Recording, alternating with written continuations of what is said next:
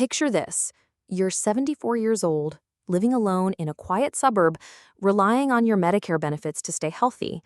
One afternoon, the phone rings. The person on the other end sounds official, even kind. He says there's a problem with your Medicare account. If you don't verify your details, you could lose coverage by tomorrow. You feel your chest tighten.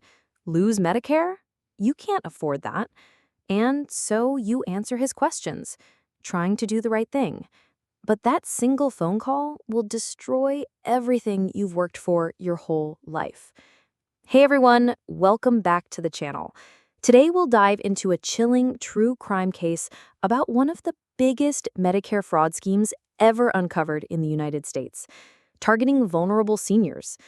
This story will make you question who you can trust and hopefully teach you how to protect yourself and your loved ones. So grab a cup of tea, settle in, and let's begin. It all started in 2022, when investigators noticed a strange pattern. Across several states, Texas, Florida, California, seniors were reporting suspicious calls claiming to be from Medicare. These callers sounded professional and had personal details that made them seem legitimate. They told victims that their Medicare benefits were in danger of expiring and that the only way to fix it was to confirm personal information, like their Medicare number, date of birth, and even Social Security number. For 74-year-old Mary Johnson, the call came on a rainy afternoon in Houston, Texas. Mary had been living alone since her husband passed away 6 years ago. Her Medicare coverage was her lifeline. She suffered from arthritis and high blood pressure, relying on prescriptions every month. The idea of losing coverage sent a wave of fear through her body. The man on the phone was polite. He introduced himself as Agent Robinson from the Medicare support team. He even gave a fake employee ID number. He told Mary there had been a data breach and they urgently needed to verify her Medicare information so she wouldn't lose access to treatment. Mary, overwhelmed and alone, complied. She gave him her Medicare card number, Social Security number, even her checking account information when he told her there was a reinstatement fee of $150. It sounded official, and she didn't want to lose her benefits. But behind that calm, official voice was a sophisticated fraud network stretching from Texas to California and all the way overseas. These scammers collected the stolen information and used it to file fake Medicare claims for wheelchairs, braces, and medical tests Mary had never requested. Within a week, Medicare had paid out over $40,000 for items she never received. Meanwhile, Mary's bank account was drained of nearly $2,500, which was wired straight to a scammer's account in Florida. When Mary tried to contact the Medicare helpline, she learned the hard truth. She had been scammed, and her personal information was now in the hands of criminals. Mary wasn't alone. Investigators discovered hundreds of seniors had fallen victim to the same trick. One man in California had over $70,000 in fraudulent claims filed in his name. Another woman in Florida had her entire savings wiped out after giving scammers her banking details. The fraud ring was organized, methodical, and ruthless.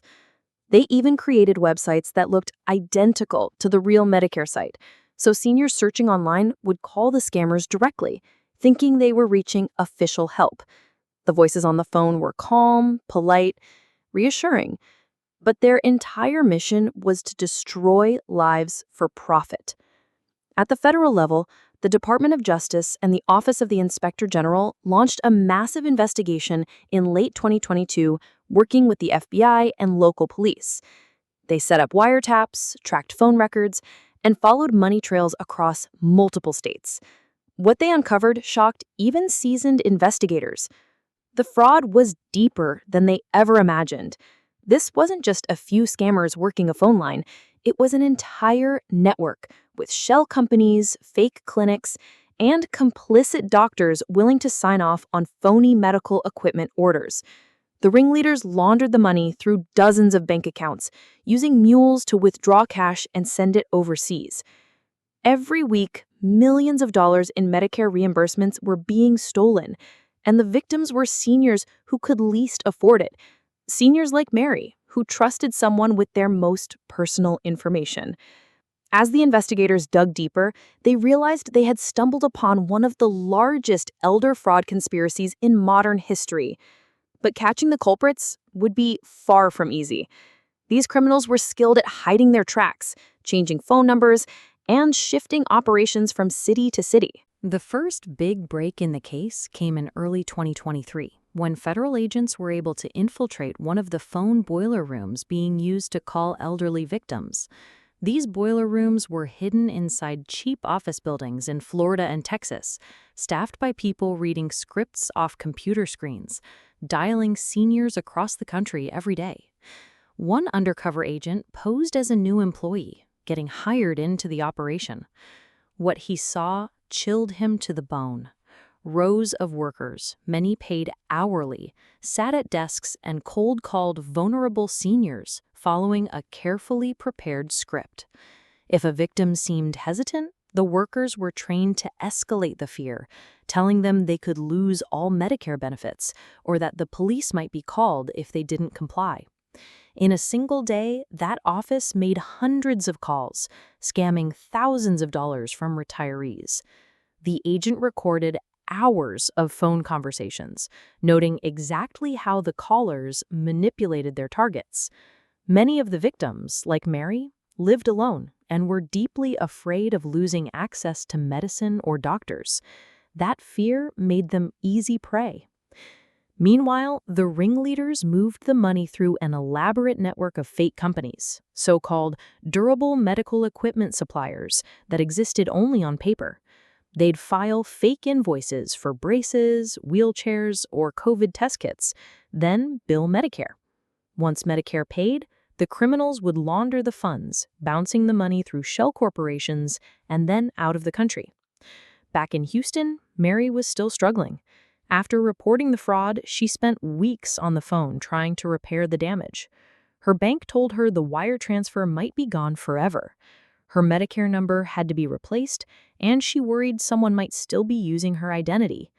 The anxiety kept her awake at night. She barely ate, lost weight, and felt ashamed that she'd been fooled. Her daughter, Lisa, flew in from out of state to help. Lisa was furious. How could something like this happen? How could a criminal pretend to be a Medicare worker and get away with it? Lisa called every agency she could find, from local police to the FBI, demanding answers. Lisa wasn't alone. All across the country, angry family members were demanding justice for their parents and grandparents. The Office of the Inspector General received hundreds of complaints a week.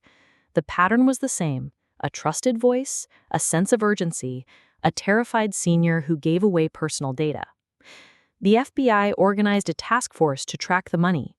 Agents traced wires from Texas to Florida to accounts in the Caribbean, then to Hong Kong, then to Nigeria. The operation was global, and millions of dollars had vanished into the hands of overseas scammers. But they also saw something hopeful: the same names popping up again and again on company registrations, the same burner phones, the same voice signatures on recorded calls. Investigators knew they had to move carefully. If they acted too soon, the scammers would disappear. But if they waited too long, more seniors would lose everything. So they began to build their case, piece by piece, following every bank transfer, tracking every fake invoice, and mapping the entire network. In May of 2023, after months of planning, the FBI made its move. In coordinated raids across Texas and Florida, agents arrested 18 suspects connected to the scheme. Among them were the so-called supervisors of the call centers, who had trained workers to use fear tactics on the elderly. They seized computers, ledgers, phones, and cash. The news made headlines across the country. Seniors everywhere breathed a sigh of relief, thinking the nightmare was finally over. But investigators knew it was only the beginning. Because these fraud networks are like weeds, pull out one and 3 more pop up. Within weeks, other fraudsters tried to restart the phone calls, using different numbers and new scripts. It was a never-ending game of cat and mouse. Mary, meanwhile, tried to move on with her life. She got a new Medicare card, changed her bank accounts, and signed up for an identity protection service. But the emotional scars remained. She kept replaying that phone call in her head, wondering how she had fallen for it. She'd always been careful, always been skeptical, but somehow they had broken through her guard. One day, she gathered the courage to tell her local church group what had happened. To her surprise, 2 other women had gone through the exact same scam. They formed a small support group, helping each other spot suspicious calls and share news about new scams. Mary realized she wasn't alone, and that was the beginning of her healing. Federal prosecutors pushed for harsh sentences against the arrested scammers. Some received 10 years or more in prison for conspiracy, wire fraud, and identity theft.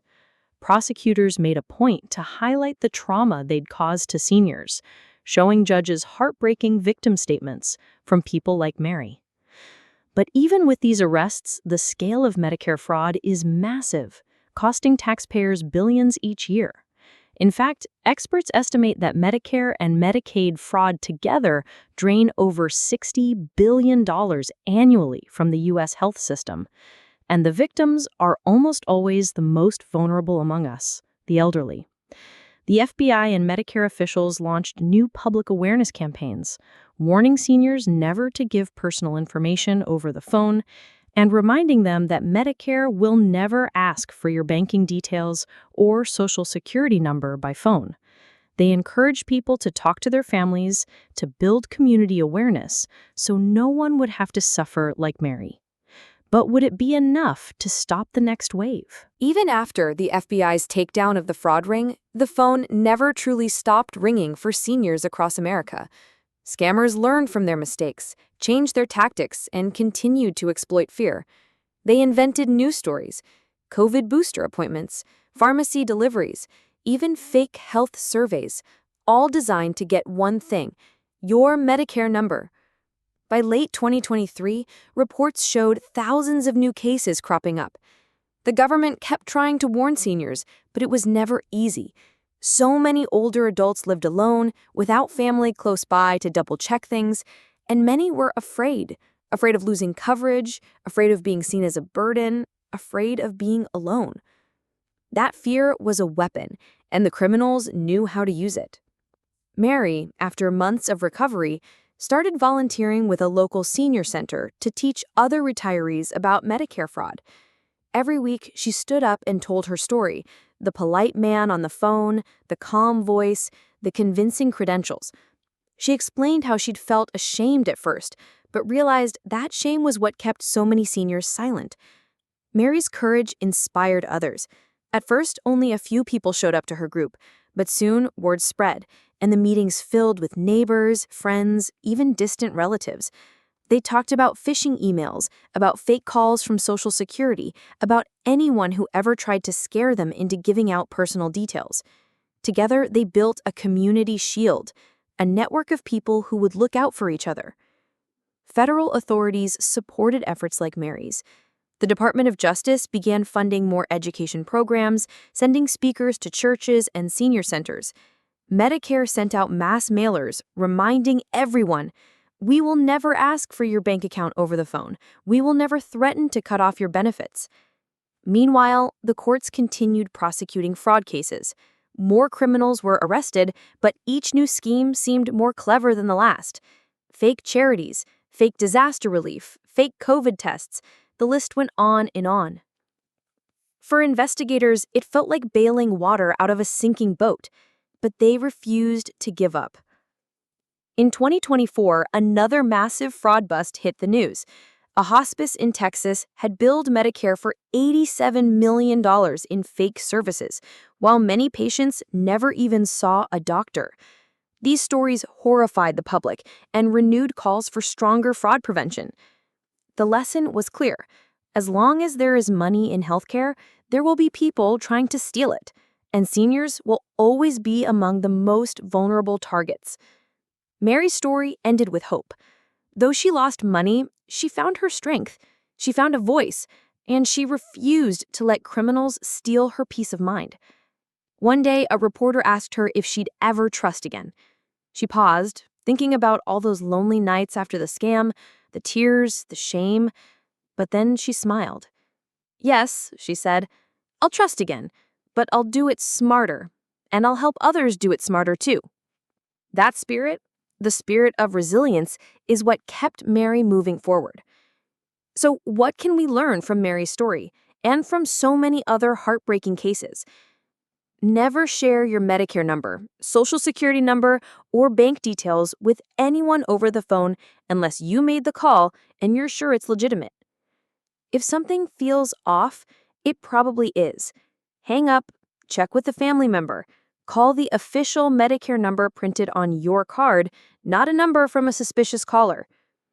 Talk to your friends, your neighbors, your church group. Help each other stay informed. Because the best way to beat these scams is to build a community that refuses to be fooled. If you or someone you love has ever been targeted by a scam, don't be ashamed. Speak up, report it, and let's protect each other. Thanks for watching today's story. If you found it helpful, please like, subscribe, and hit the notification bell so you never miss another video from our channel. Together, we can spread awareness and keep our elders safe from these cruel schemes.